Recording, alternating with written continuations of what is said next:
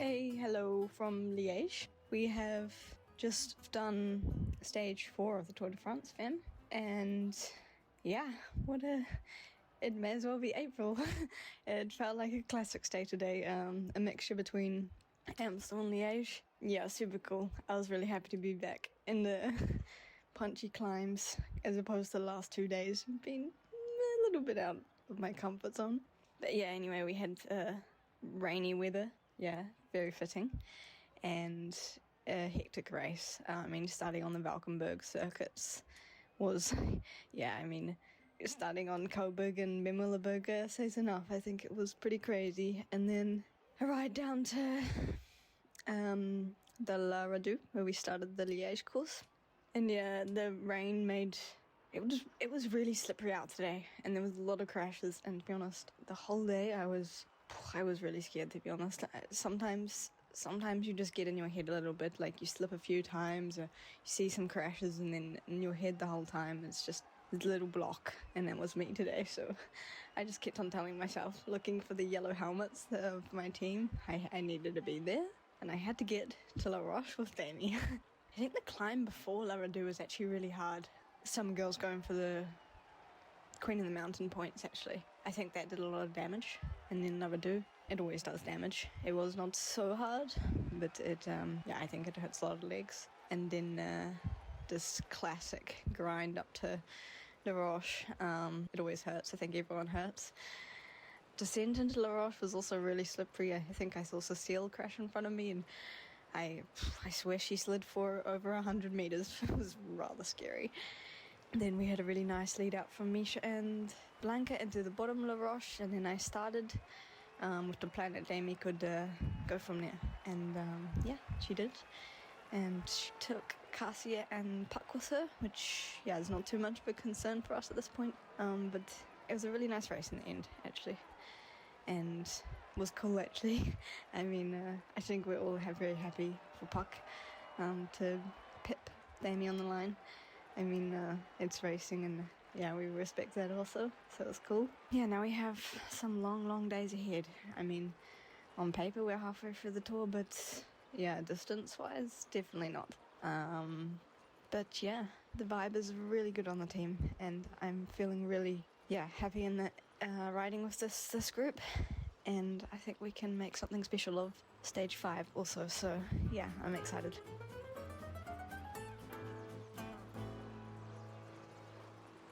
Hello and welcome back to the Wheel Talk podcast. My name is Abby Mickey, and we're here to talk about the Tour de France Femme avec Zwift. You were ushered into this podcast with the dulcet tones of none other than Niamh Fisher-Black, teammate of today's winner and the former yellow jersey wearer, but we will dive into that in just a second. With me today, Tilda Price. Hello. Lauren Rowney. G'day, everyone. And holy moly, what a stage. I think we can all agree that we maybe underestimated how difficult the stage was. Lauren, you were on a motorbike today. You can really attest to the terrain. Yeah, I had the privilege of going on one of the motos today, which was super fun and terrifying at the same time. You might get a chance during this podcast to listen to a few of my insights from a couple of the early cols early on the stage. I think at the top of the first col, at kilometre 14, I had already decided this was not a sprint day.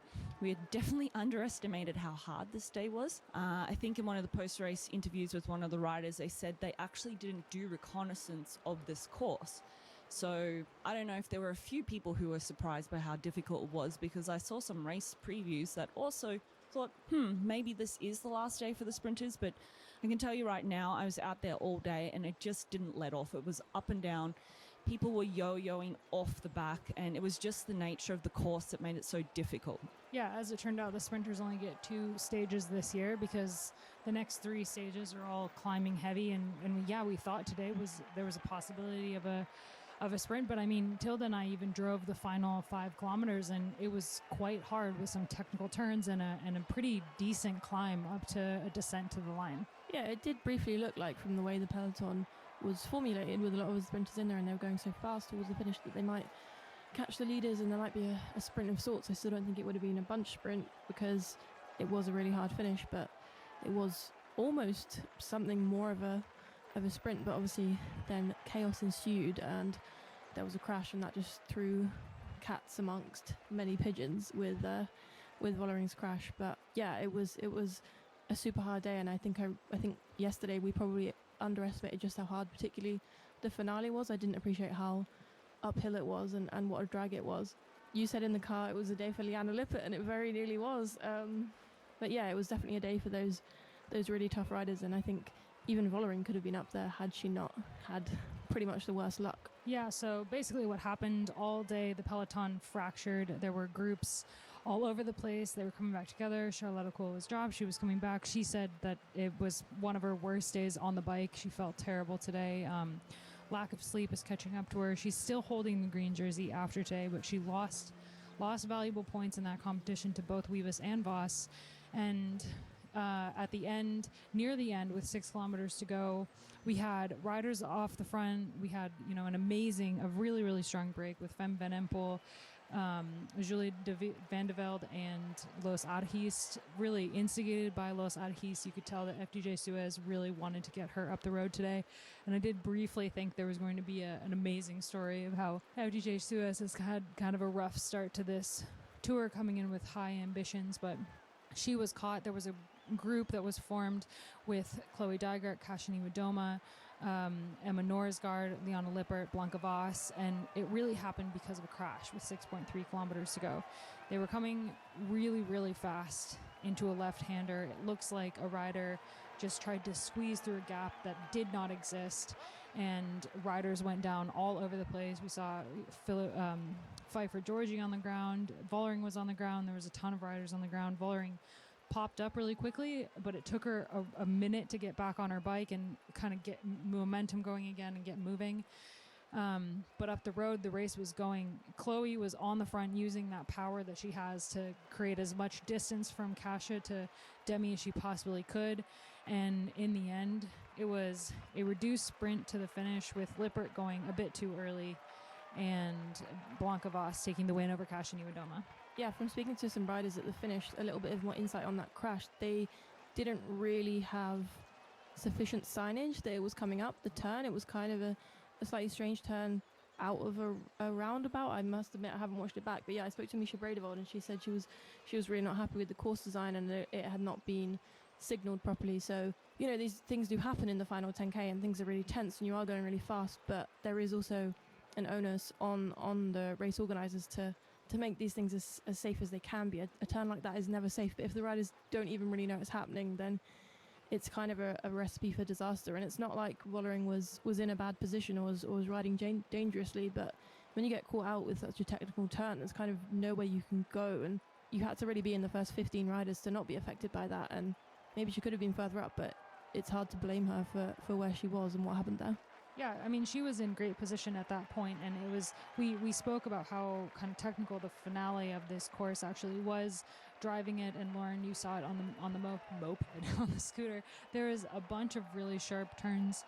There was one really, really sharp left-hander into a right-hander that was a bit sketchy, and it was, tensions were high. It had been a fast race all day. It was hot, so there was just a lot going on, and you really have to feel for Demi, because you never want to lose the yellow jersey because of a crash. And what happened at the end of the day is that Voss took the stage, but Kasia Niwadoma moved into the yellow jersey, which is a massive accomplishment for Canyon SRAM and for Niwadoma herself.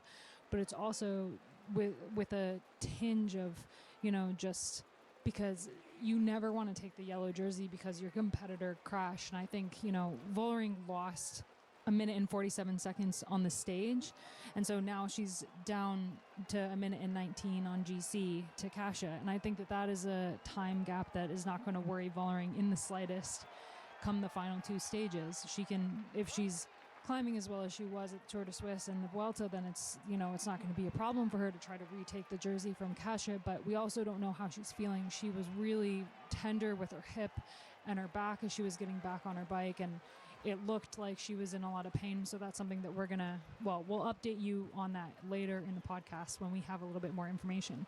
But yeah, it's the race has been completely flipped on its head on a day that we thought would either be a break day or a sprint day, but probably wasn't going to be a GC day.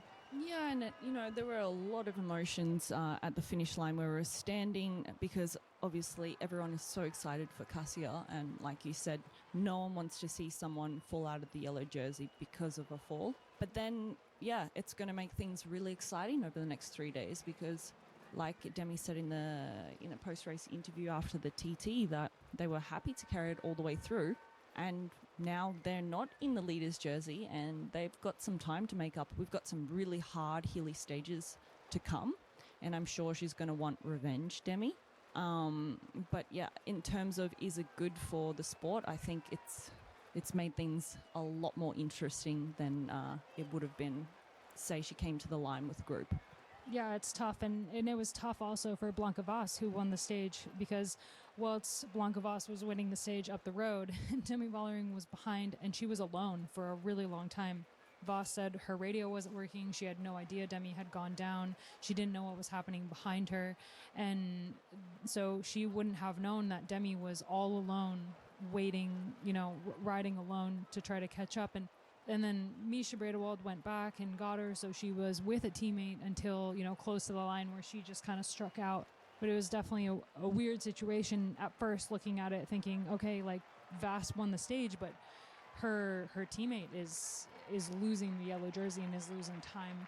And it wasn't until after the stage that we found out that Voss had no idea what was going on. And she did say it's a bittersweet victory. Yeah, I think you have to forgive Voss for that, if that's what was going on. But it is a worrying sign and not a great look when you're in the yellow jersey, and you're not just in the yellow jersey, you're trying to win the race, and you are the defending champions. Like, you have to put everything, and if not everything, then 90% of everything into protecting your leader. And I don't know where the rest of the riders were, but Vibus was up front, Misha was there. Like, they needed to work a little bit better there. And I heard a little bit from Danny Sam at the finish, and he was kind of pretty coy on what the communications were, and was saying, we still want to win the stage and stuff like that. But when you're racing for yellow, and I think Demi has to be thinking this a little bit too, it's like, are we not all in for me?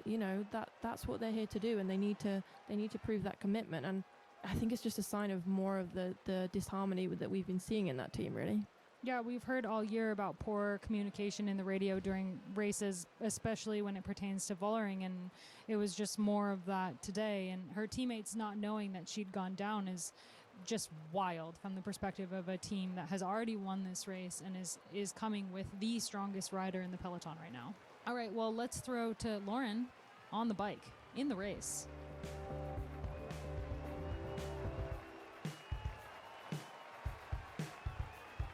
It is Lauren from the road.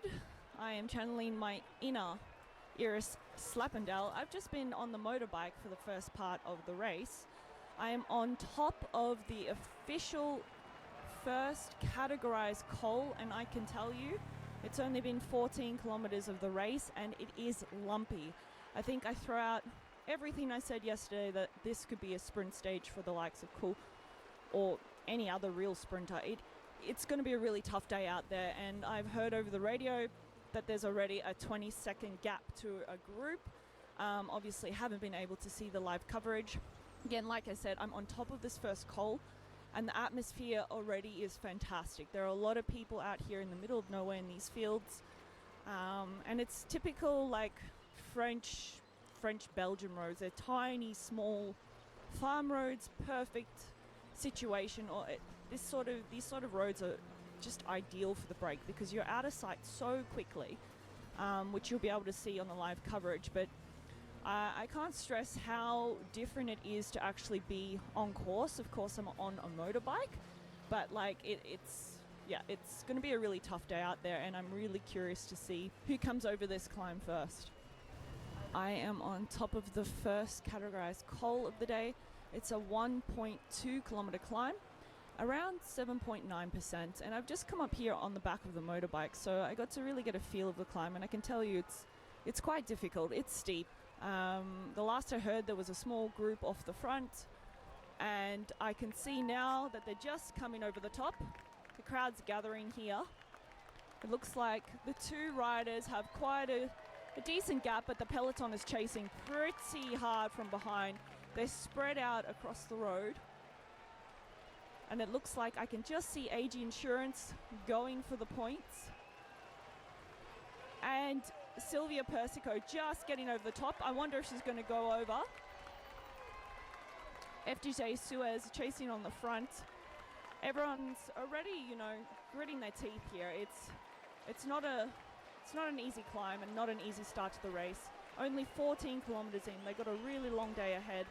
And like I mentioned earlier, I really feel like this is definitely not a day for the sprinters. It's going to be a rough day out there. Okay, I'm here on the top of the second categorized climb of the day, and let me just start by saying that was one of the most terrifying things I've ever done in my life, sitting on the back of the moto. These guys are incredible at what they do, but I have to admit I don't like not being in control, so it was quite terrifying, but also at the same time exhilarating, and highly recommend to anyone who has the opportunity to do that. So the race has basically just been up and down all day, and like I mentioned in the previous little voice note, don't see how this can be a sprint finish. I mean, I could be wrong, but it's just like, we're almost halfway through the race now, and this must just be adding like that accumulative fatigue to the legs of the riders. It's just been up and down, and the road surface definitely plays into it as well, because the roads aren't of the best quality here on these small farm roads. I was sitting at the back of the peloton for about 40 kilometers, so I could see riders just sort of yo-yoing back and forwards off the back of the bunch. There was a big split in the bunch at one point. I think that must have happened after the first col. So I'm curious to see what happens on this fourth category climb. I believe that there is a small breakaway again at the moment in the race. So yeah, let's see what happens. Standing here at the top of the second categorized climb, and I can just see the peloton coming up. It looks like the polka dot jersey, Park Peterser, has just taken full points with Justine Herrera in second position. Nee Fisher Black is chasing on the front. The whole peloton is strung out. Cassidy Neurodome in really good position with Demi right on a wheel. Like I mentioned earlier, this day has already been super hard, and I can see it here on the riders' faces. There are massive gaps, and this is, let me remind you, just a Cat 4 climb. So we've seen lots of splits in the peloton. We're halfway through the race. Mariana Voss has just passed on the wheel of Rihanna Marcus. It's a really tough day out here, and yeah, I'm really curious now to see what happens if this small move pushes off the front, because like I just said, there are big splits in the bunch here today. So a great stage ahead. I think it's definitely going to come down to a reduced group that are going to definitely finish this off. Ruth Edwards has just passed. Riders are really on their limit. Back to the podcast. All right, we're back. We're sans Lauren, but it's me and Tilda. Hello, I'm still here. and we have more to say. I mean, I think we need to talk a little bit more about Blanca Vass and her win specifically, because the team may be, have mixed feelings about how the day went, but for Blanca Vass, this was a huge result. And we saw her riding incredibly well at the Olympics, but just miss out on a medal with getting fourth in the road race.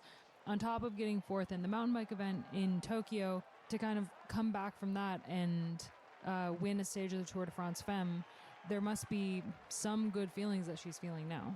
Yeah, she came into the press room and she kind of, she seemed really nervous, almost a little bit freaked out. And I think maybe that's because she was expecting some difficult questions because of what happened, but also because she is a young rider who hasn't won on this stage before, and it was a really huge moment. She was really emotional, and she spoke quite eloquently about how she had some tough days after the Olympics. She said she didn't sleep the first couple of nights because she was just thinking so much about how she'd gone from being in a position of racing for the win to not even coming home with a medal.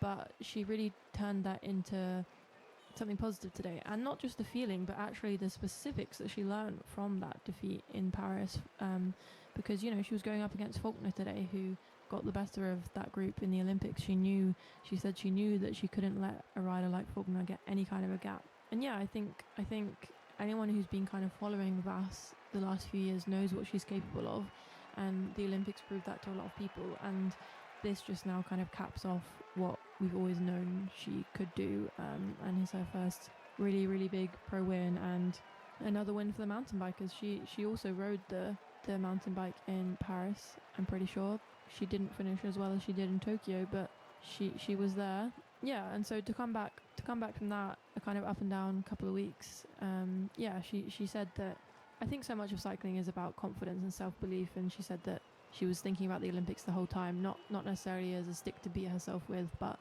as a reminder that she can do it and she can be amongst the best. And I think her win, we're going to talk, or we have talked a lot about other SD Work stuff and whether they should have done what they did, but she didn't know about any of that, and she just gave it her all, and she got a result that she really, really deserves. Yeah, and for her, she said she didn't know that Vollering had crashed, and the race instinct that she showed today was something, far above the experience that she has in the peloton. And to see somebody learn in real time, like that she learned in real time that she needs to be on Faulkner's wheel, that she cannot let Faulkner go. And she learned that 2 weeks ago and already implemented it here is pretty wild. It's pretty impressive. And she's one of those riders that's the future of the sport.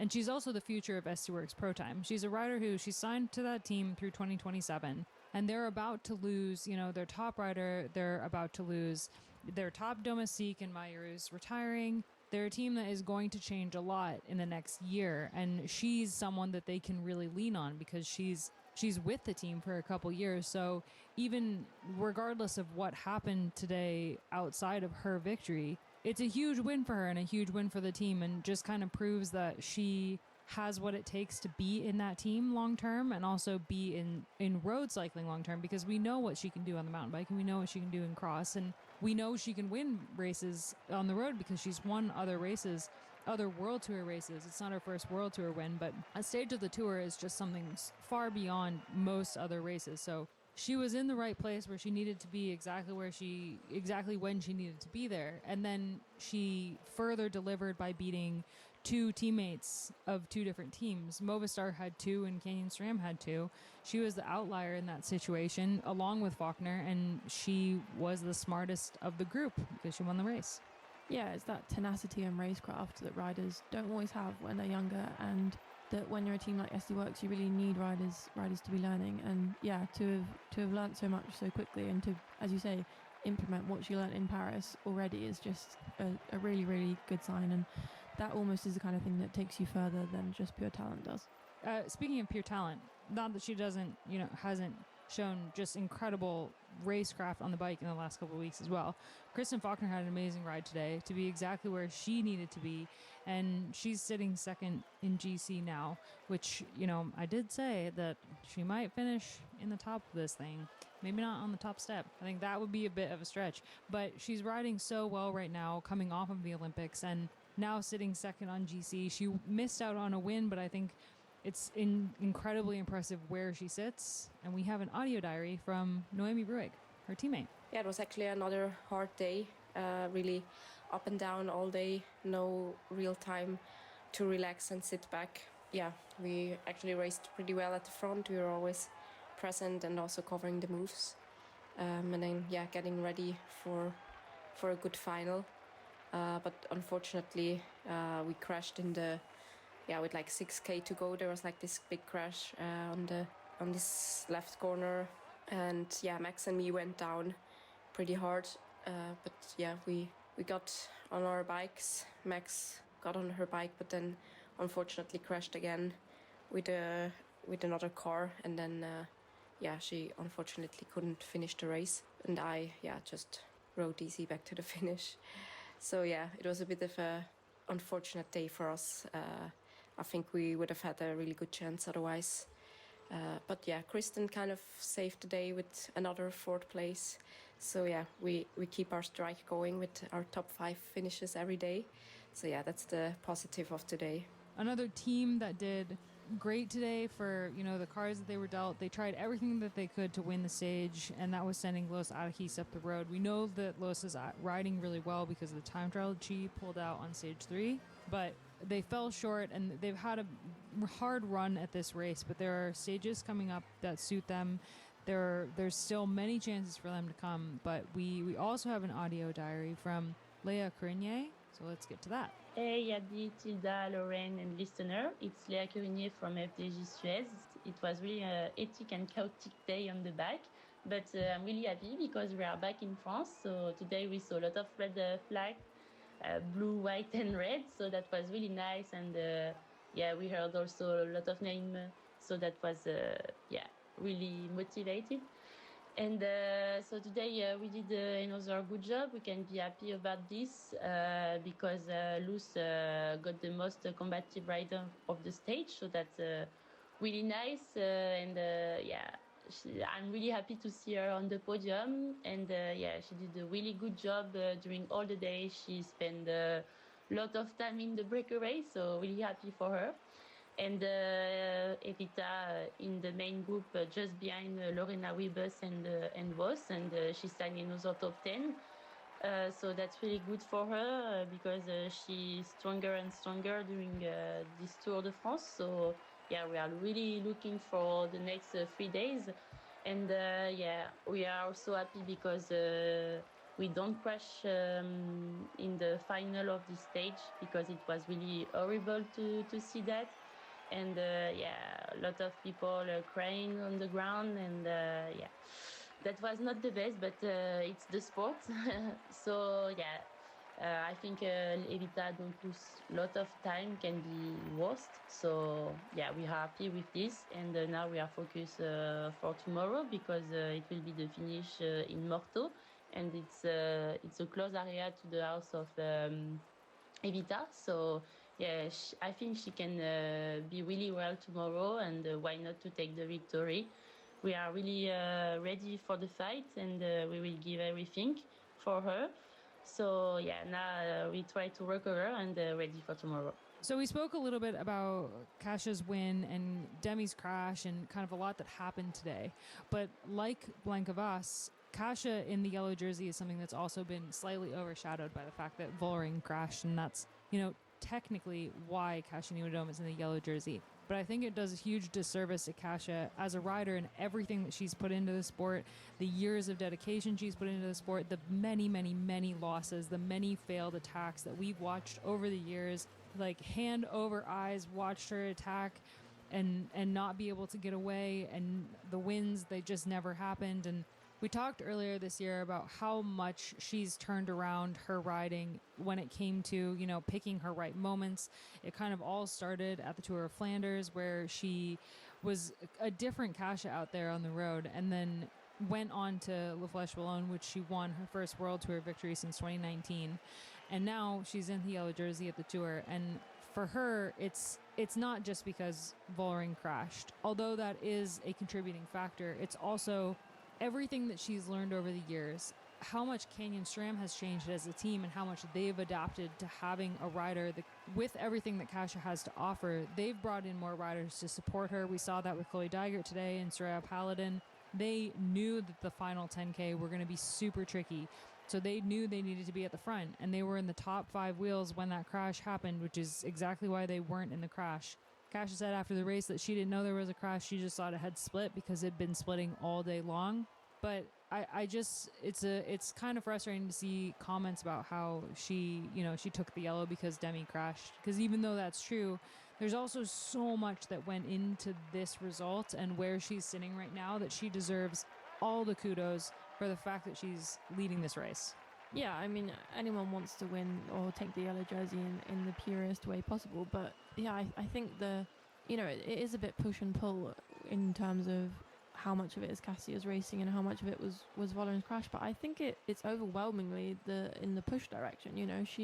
There's a reason she didn't crash. And as much as, we can say crashes happen and you can think they're random, but they're really not. And Canyon were right at the front, and that is something they've really changed. And Kassia has had her fair share of bad luck like Vollering has, and you don't change that overnight. Like, you change that by working hard for it. And that's why she was in that position. And also, she was the one that took yellow because she was the one who's lost the least amount of time the last few days, and she took it over Puck Peterson because she was better in the finale. Like, it was in no way handed to her on a plate, and I think must be a really special day for her to be in that yellow jersey. We don't see her in leaders' jerseys very much, and you know, she said in the press conference that 1 minute 19 is nothing when it comes to the mountains, but as we've spoken about kind of every day on this podcast, that mental aspect of being on the front foot instead of the back foot will carry her a long way, I think, in the coming days.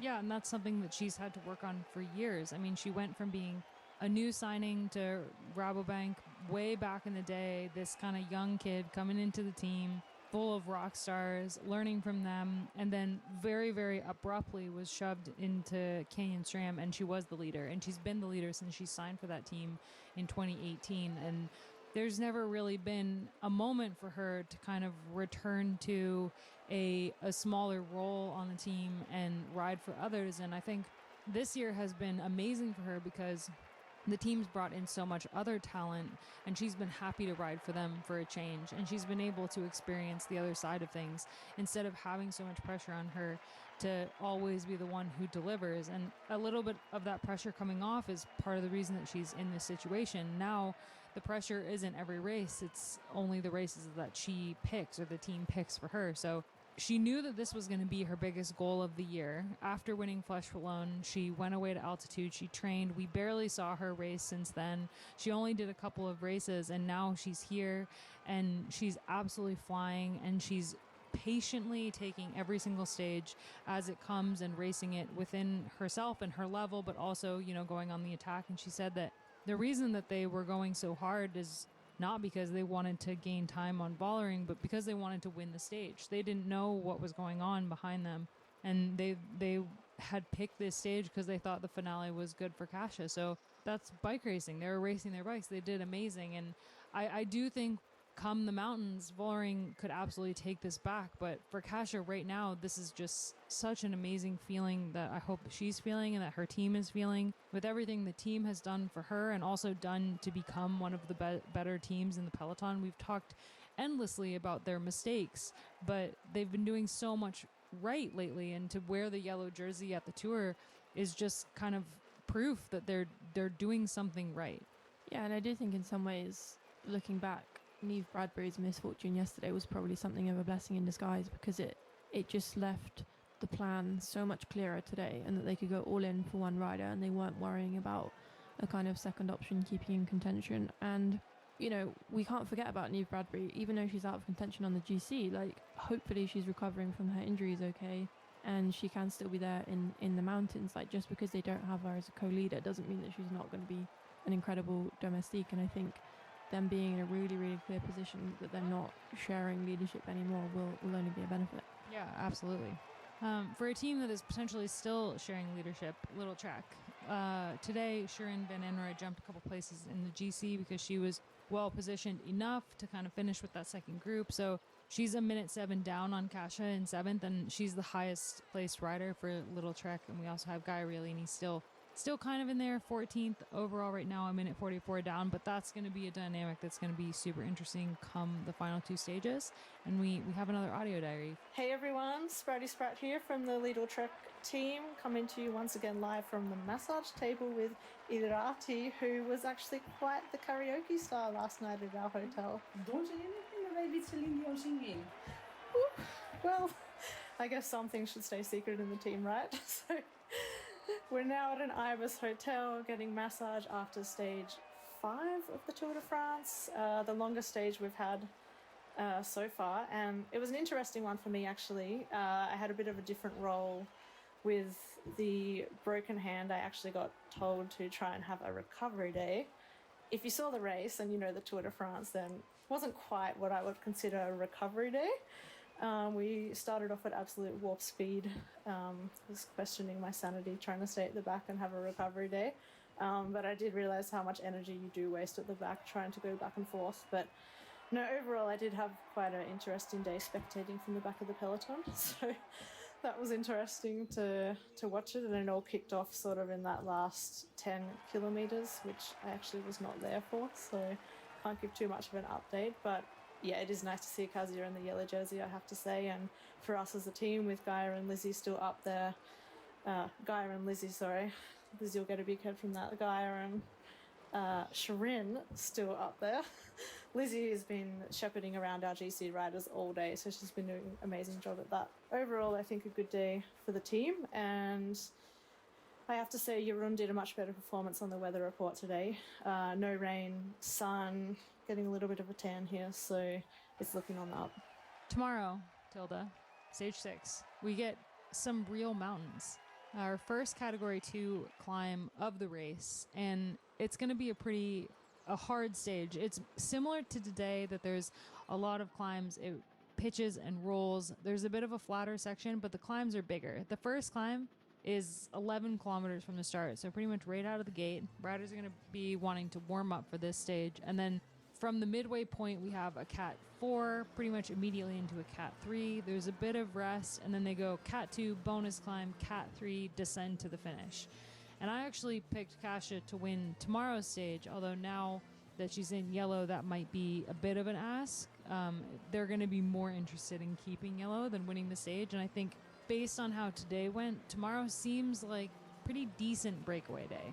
Yeah, it's, I think we, before this race started, might have looked at this race as like a day that the GC riders might be thinking, oh, we can finally race, but actually they've been racing already. So I hope that they're looking at it as a day to think maybe we can have a day off before the weekend. And yeah, it's a super hard day down into the near Besançon and the Doubs region. I should know how to say that, but that is not correct.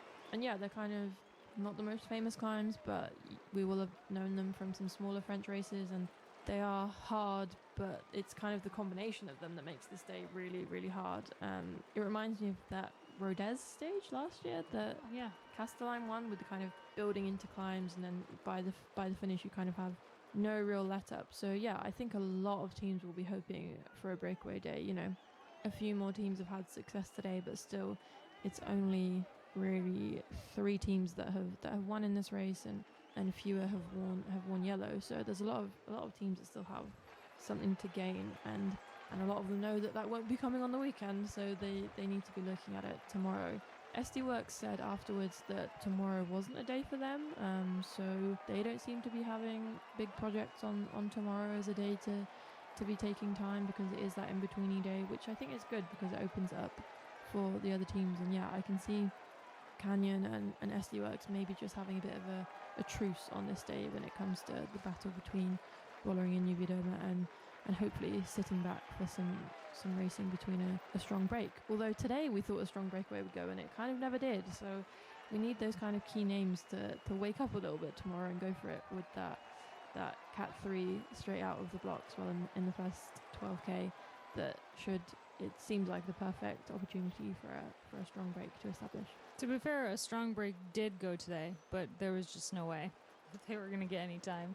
Because you'd think normally Los Adihis and Femvenem pull in a break. Well, that's a pretty good bet going to the line, especially with Los. Like, she's such an incredible time trialist, and we know she has just the raw power. But yeah, I mean, I think the weekend is so hard, and stage 7 is long and hard, and stage 8 is brutal. So if there's a stage that they're going to want to just not really race as hard as they race today, it's tomorrow's stage. And that's like Spratty said in her audio diary, there's only so much easing up that you can do on this terrain, and they're still going to be racing really hard even if they kind of let a break go. But it's such a toss-up because there are so many teams that still want a lot. There are so many teams that will not be able to get much out of the weekend. This is kind of their last chance to get a result. I'm thinking of like Movistar, perhaps Leona Lippert can kind of pull out a GC result, not a top GC result, but she's riding really well, and she just missed out on a stage win today. She started her sprint really, really early today and just couldn't hold it once Vas and Niwadoma came around her. But they were in a great position today, and they didn't win. So I think tomorrow they're going to want to try something. They came here with a stage hunting team. EFO League Cannondale is also going to really want a stage win, and for them, the final two stages are going to be hard to tackle, especially now that Magdalene Valieres is out of the race. She was one of the riders that crashed today, so she's abandoned the race, and she's kind of their best climber in the race. We don't know how Faulkner's going to go on those final two stages. She could well be up there, but we're just not really sure. So a lot of the smaller teams, Arkea B&B, Saint Michel, like there are so many teams that are currently going to walk away from this race with nothing. And there are other teams that have really, really high ambitions for the final two stages that are already going to be really hard. So yeah, stage 6 is a bit of a toss-up. Just like today, we really don't know what's going to happen. Yeah, which I appreciate is not helpful preview advice, but it makes the racing exciting, and I think it is good that there's a lot of teams that have stuff to put into this. And I just hope that there are teams that kind of put their ego to one side and realize that they aren't going to take a result on the weekend. Like, there are definitely teams that might be thinking about it, but actually, a team like Liverlula Jaco is another one who have just done really so little this race, but they have Mavi Garcia and Carolina Anderson and stuff like that. So I think, yeah, there are a lot of teams that should have an interest in this, and I just hope that they realize that and don't try and save their energy for the weekend, because there's a lot of riders that have a much better chance of getting a result tomorrow than on Saturday. Yep, well said. Well, from Jose Bain, we've got a look at the origins of the Jurassic era and how it's named after the Jura Mountains, plus smoked sausages. We race through the Jura Mountains on stage 6. That is one of the 5 mountain chains on mainland France. You have the Pyrenees, the Alps, the Massif Central and the Vosges. The Jura is the name giver of one of the most famous geological periods in history, the Jurassic. We're talking a 201.3 to 145 million years ago. That fame comes from the Jurassic Park movies, of course, and it was indeed the time dinosaurs roamed this part of the world, although most of it was ocean. And the creatures that died in these oceans became a solid limestone layer, and that layer reads like a time map. Geologists found fossils in the Jura limestones in a particular order. The lower rock layers had other fossils and then the top ones. And they found the same fossils in the same order in limestones in southern England. And then they realized that this must mean they come from the same time period. The Jurassic started 201.3 million years ago, and that is oddly specific for such a long time ago. And that is because geologists can indicate the start of this period quite accurately due to a so-called mass extinction event. Fauna and flora died off due to the emplacement of large-scale volcanism, and that erupted 1 million of cubic kilometers of lava. High carbon dioxide increases and global warming of 3 to 4 degrees Celsius was the consequence. And this large event is globally well recognized in the rock record by changes in the type of fossils, but also in the geochemical structure of the rocks. Combined, these are good markers for the end of the Triassic and the start of the Jurassic. The end of the Jurassic has not been defined yet. Geologists traditionally define the base of a stratigraphic boundary based on large biological turnover events, like that mass extinction event. In the last few decades, this has been complemented by geochemical signatures, radioisotopes, astrochronology, and a lot of difficult words in a row that you probably better read on the blog. There's a lot of scientific debate, and there are options, but the so-called golden spike, the exact moment the Jurassic turned into the Cretaceous, is still to be determined. Well, our Finnish town is renowned for its smoked sausage. Quite the contrast in this entry. The town of Morteau is right in the centre of the traditional area of the Thuillier. And this is the typical up to 14 metres high chimney that many older farms still have. A Thuillier is shaped like a wooden pyramid, cuts through the whole house and rests on a 4x4 metre stone base. Ropes are used to adjust the shutters at the top so the chimney draws perfectly and the pork sausage is smoked optimally for 48 hours. This sausage dates back to at least the 16th century. At the time, smoking was the best way to conserve meat. Little by little, the Morteau sausage built a reputation for itself outside of the Franche-Comté region. It now tops the bill of local fine produce alongside Comté, we'll talk about that later, and other cheeses. It could easily have disappeared, however, a distant memory in old recipe books, if the industry had not had the foresight to group together to safeguard the quality, authentic taste and geographic origin. It is restricted to the Jura, the Doubs, the Haute-Saône and the Territoire de Belfort, and that is exactly where we race on Stage 6, although I seriously doubt we will find this delicacy in the Musettes. Finally, Morteau is also home to the Vélo Club de Morteau. The VC Morteau is one of the top women's teams on the national circuit in France. They've been on the podium of the French Team Cup several times in recent years, and 8 of the riders have gone professional since 2015, including the likes of Juliette Labousse, Evita Musique, and Jade de Viel. All right, we're going to wrap up this podcast now. Thank you so much for listening to the Wheel Talk podcast. If you're not a member of the Escape Collective, maybe consider signing up. We've got amazing content from both Tilda and I up on the site. Tilda, what did you write about today? I did a little breakdown of what happened with SD Works with some insight from some of the key players and some stuff about what they did and didn't hear over the radio. So if you want the kind of inside line on a pretty crazy day for them and why exactly it went so wrong, do have a read of that. And there's a piece you're working on that I'm quite excited about. Yes, I'm combining a few of my passions and interests to explore a little bit about femininity in cycling and sport in general, what that means for the riders here, how riders are expressing it, how riders aren't expressing it, because not everyone is a feminine athlete, and what it means to be a woman on the bike. And that makes it sound a lot more serious than it is. Really, it's chatting to riders about their nails and their cute friendship bracelets, and with some nice images to look at, hopefully. So for a semi-serious, semi-fun story, that will be up in the next couple of days. And semi-serious and semi-fun pretty much describes us to a T. Thanks so much for listening. Sign up at escapecollective.com, and we'll be back tomorrow.